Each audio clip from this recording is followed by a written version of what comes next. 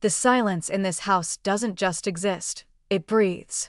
It is a heavy, velvet thing that settles into the corners of the rooms, coating the polished mahogany tables and the pristine white linens like a fine layer of dust that no amount of scrubbing can ever truly remove. For 15 years, I have been the keeper of this silence.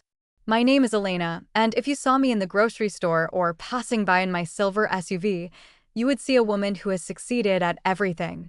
At 42, I am the picture of stable, suburban grace. My husband, Marcus, is a man of high architecture and low emotional frequency. He builds towers of glass and steel in the city, structures that reach for the clouds, while he himself remains firmly rooted in a world of spreadsheets and structural integrity. We don't fight. Fighting requires a collision, and for a decade, we have been two ships passing in a very expensive, very quiet night.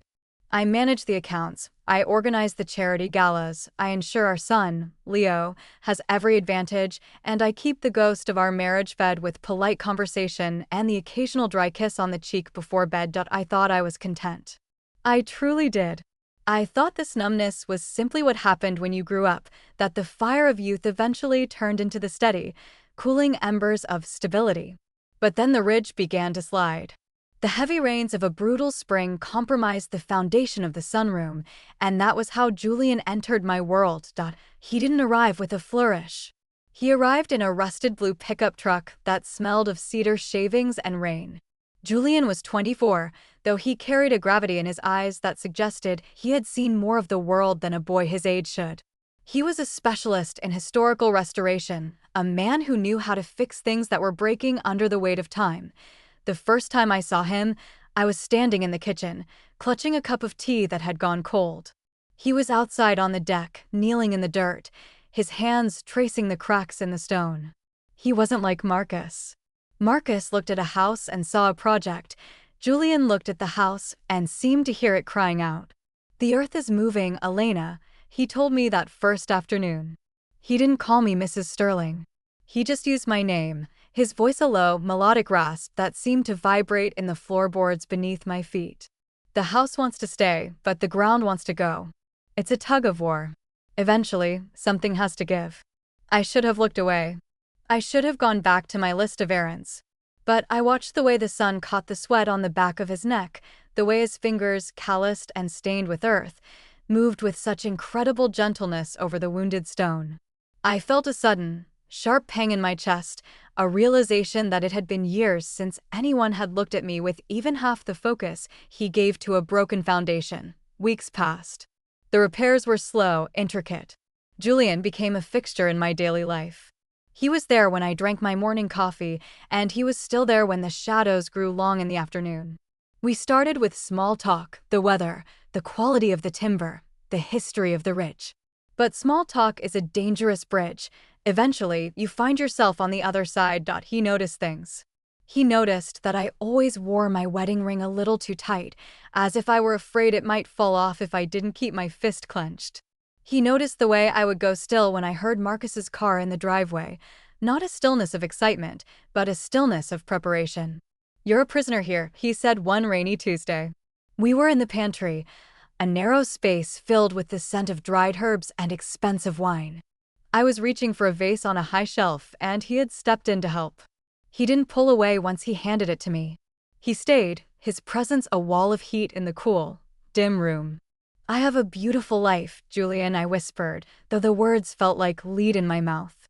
"You have a beautiful cage," he countered. He reached out, his thumb grazing the line of my jaw. It was the lightest touch, a mere ghost of a gesture, but it felt like an electric current.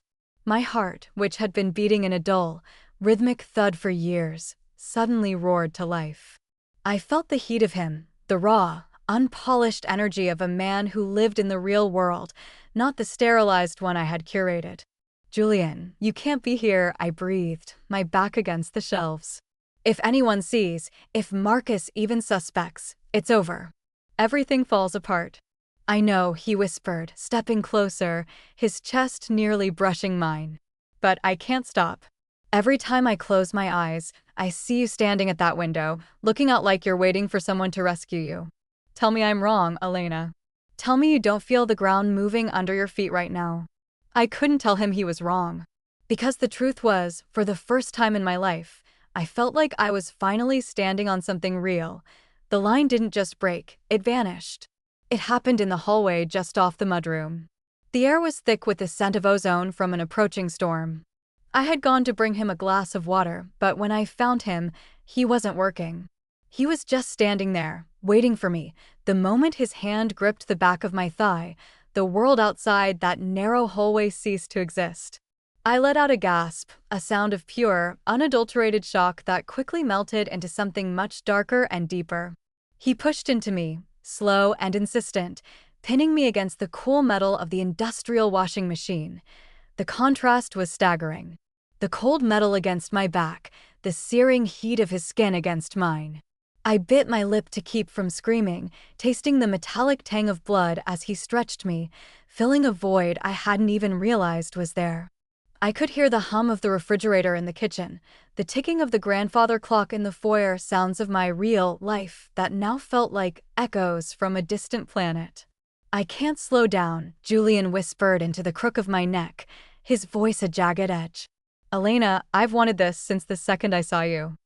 I squeezed my eyes shut, my fingers digging into his shoulders, my nails drawing thin red lines through his shirt.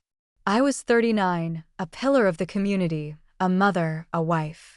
And yet, here I was, trembling like a leaf in a gale, losing myself in a man who was barely more than a stranger. The guilt was there, a cold weight in the pit of my stomach, but it was being incinerated by the sheer, terrifying power of the wanting. In that hallway, I wasn't the woman who paid the bills or scheduled the doctor's appointments. I wasn't the woman who smiled for the Christmas card photos. I was just a body, alive and aching, finally feeling the friction of another soul. Living with a secret is like carrying a shard of glass in your palm. If you keep your hand open, it doesn't hurt as much, but eventually, you have to close your fist to get through the day. And when you do, it cuts. I lay in bed that night, the space between Marcus and me feeling like a canyon. He was snoring softly, a rhythmic, oblivious sound that made me want to scream. I stared at the ceiling fan, watching the blades spin, replaying the hallway over and over in my mind.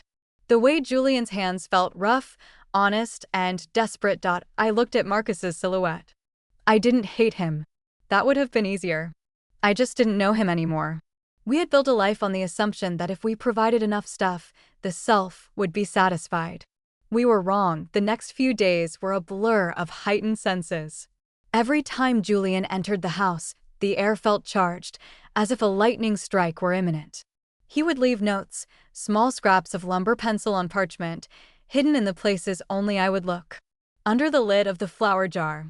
Inside the book I was reading. "I'm still breathing you in," one said. "Tell me to leave and I will. Tell me to stay and I'll burn the world down for you," said another. I should have told him to leave. I should have ended the project, paid his contract, and sent him back to his blue truck and his cedar-scented life. But I was addicted to the feeling of being seen. I was addicted to the way my name sounded when he whispered it, like it was a prayer and a sin all at once. The first crack in the facade came from Leo. My son is 14, at that age where he is both incredibly observant and completely withdrawn. He found one of the notes. I had left it in the pocket of my cardigan, and he had found it while looking for a spare key. He didn't say anything at first. He just sat at the kitchen island, staring at me with eyes that looked far too much like mine. "Mom," he asked, his voice cracking, "why is the guy who's fixing the deck writing you poetry?" I felt the blood drain from my face. I made up a lie, something about Julian being a part-time writer, something about him asking for feedback on his work. Leo didn't believe me. I saw it in the way his shoulders slumped, the way he looked away. The innocence of our home was leaking out, and I was the one who had poked the hole. That evening, the atmosphere at dinner was suffocating. Marcus was talking about a new contract in Dubai, a massive project that would take him away for months. Usually, this would have been a point of pride. Tonight, it felt like he was describing a prison sentence. "You're quiet tonight, Elena," Marcus said, his fork clicking against the china. "Are you feeling all right?" "Just the rain," I lied. "It makes the house feel heavy." He nodded, not really listening, and went back to his phone. He didn't see the way my hands were shaking under the table. He didn't see the way I was looking at the door, wondering if Julian was out there in the dark, watching the light in our window. The climax came on a Friday. The kind of day where the sky is the color of a bruised plum and the wind howls through the ridge like a wounded animal. Marcus had come home early, an anomaly. He said he had a feeling he should be home. I was in the sunroom with Julian. We weren't touching, but the air between us was a physical thing, a bridge of heat and unspoken words. We were discussing the final seals on the glass panels. "It's done," Julian said, his voice heavy. "The house is stable now. The ridge won't move." "So you're leaving," I said. It wasn't a question. "I have to. Unless you give me a reason not to." I looked at him, and for a moment, I saw a different life. A life in a small house with wood smoke in the air and dirt under our fingernails. A life where I wasn't a ghost. But then I heard the heavy thud of Marcus's boots in the foyer. He walked into the sunroom, his eyes scanning the space. He looked at Julian, then at me. Marcus might have been emotionally distant, but he wasn't a fool. He saw the way Julian was standing, too close, too protective. He saw the flush in my cheeks that had nothing to do with the temperature. "Julian," Marcus said, his voice cold and precise, like a scalpel. "I believe your work here is finished." "It is," Julian replied, his jaw tight. "Good. I'll mail the final check to your firm. You can leave your tools. My assistant will arrange for them to be dropped off at your shop tomorrow." It was a dismissal that carried the weight of an execution. Julian looked at me, one last time. There was so much he wanted to say, so much I wanted to scream. But I stood there, frozen in my beautiful cage, watching the only man who had truly seen me walk out the door and into the rain. The house didn't go back to normal after Julian left. How could it? You can't unshatter a mirror. You can only try to glue the pieces back together, but the cracks will always show you a distorted version of yourself. Marcus didn't confront me with anger. He confronted me with a terrifying, clinical silence. He stayed in the guest room for a week. We moved around each other like ghosts, the air between us thick with the things we weren't saying. I expected him to demand a divorce, to throw me out into the street. But Marcus cared more about the structure of our life than the soul of it. He wanted to preserve the image, even if the interior was hollow. "We will move past this," he said one morning over a breakfast that tasted like ash. "We will go to the island for a month. We will forget this ever happened." But I couldn't forget. I would find myself standing in that hallway by the laundry room, my hand resting on the cool metal of the washer, my breath hitching as I remembered the feel of Julian's hands. I would find myself looking at the ridge, at the place where the earth had tried to slide away, and I would feel a profound sense of mourning for the landslide that never came. I had chosen stability. I had chosen the glass house. But every time the wind blew or the rain lashed against the windows, I felt the lie of it. Months passed. The Dubai project took Marcus away, just as he had planned. Leo went off to a summer leadership camp, his eyes still wary every time he looked at me. I was alone in the big house on the ridge, the keeper of the silence. Once more. One afternoon, I found a small wooden box tucked behind a loose stone in the garden, near where the foundation had been repaired. I opened it with trembling fingers. Inside was a small carving of a bird, a swift, made of cedar. It was delicate, beautiful, and smelled faintly of the woods. Underneath it was a final note, the ink slightly blurred by dampness. "The house is stable, Elena. But you aren't. Don't let the glass protect you until you forget how to feel the wind. I'll be at the old mill in the valley if you ever decide to let the ground slide." I sat on the stone steps, clutching that small wooden bird, and I cried. I cried for the woman I used to be, for the woman I was supposed to be, and for the woman I was too afraid to become. The secret hadn't destroyed my life. It had revealed it. It had shown me that I was living in a world of beautiful, cold things, and that I was starving for something warm and broken. The ending of a story isn't always a door closing. Sometimes, it's a window opening. I didn't go to the mill that day. I didn't pack a bag and run into the sunset. Life isn't a movie, and the responsibilities of a mother and a partner don't just vanish because of a spark in a hallway. But I did stop being a ghost. I started taking the ring off when I gardened, letting the dirt get under my fingernails. I started speaking my mind to Marcus, breaking the polite silence with truths that made him flinch. I started looking Leo in the eye and telling him that people are complicated, that love is a messy, frightening thing, and that I was sorry for the cracks in our world. Julian was the catalyst. But the change was mine. I still look at the blue truck when I pass it in town. I still feel a jolt of electricity when I hear a voice that sounds like gravel and honey. And sometimes, on the nights when the rain is especially heavy and the house feels like it's groaning under the pressure of the ridge, I look out toward the valley and I wonder, if you've ever felt like a stranger in your own skin. If you've ever looked at your perfect life and wondered when you stopped being alive, then you know. You know that the most dangerous secrets aren't the ones we keep from others. They're the ones we keep from ourselves. The final repair on the house was the most important one. It wasn't about the stone or the timber. It was about the light. I had the heavy velvet curtains removed from every room. I wanted to see the storms coming. I wanted to see the way the shadows moved across the floor. Marcus came home from Dubai a different man, or perhaps I was just a different woman looking at him. We sat on the deck Julian had fixed, the wood sturdy beneath us. The view is different now, Marcus remarked, looking out over the ridge. No, I said, feeling the weight of the cedar bird in my pocket. The view is the same. We just stopped closing our eyes. He looked at me then, really looked at me, and for a fleeting second, I saw a flicker of the man I had married 20 years ago.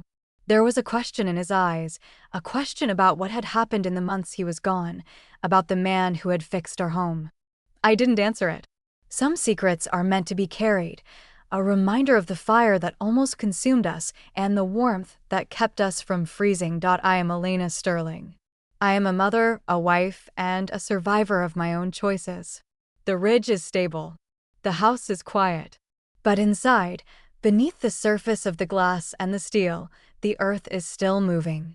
And for the first time in a very long time, I'm not afraid of the slide.